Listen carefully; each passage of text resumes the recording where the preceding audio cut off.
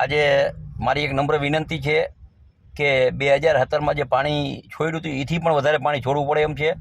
મચ્છું એક પણ ઓવરફ્લો થઈ ગયું છે અને ઉપરથી પાણી આવે છે. તો મારી નમ્ર વિનંતી છે કે નદીમાં જોવા માટેના માણસોને સેફટી રાખે.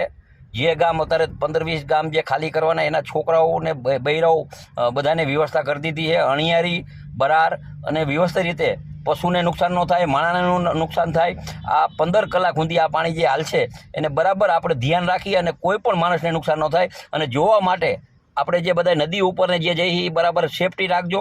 મારી નમ્ર વિનંતી છે કે એક પણ માણસને નુકસાન ન થાય, પશુને ન નુકસાન થાય એ રીતે તંત્ર, કલેક્ટર, ડીએસપી અને સચિવો બધાય કામે લાગી ગયા. અને જે ગામ ખાલી કરી છે એને જમવાની વ્યવસ્થા, બધી વ્યવસ્થા થઈ ગયા છે. મારી નમ્ર વિનંતી છે જે પણ અધિકારી જે ગામને કહીએ એ ગામ સમજીને આપણા આગેવાનો એ ગામના જ્યાં વ્યવસ્થા કરી રહ્યા હોય ત્યાં લઈ જાય.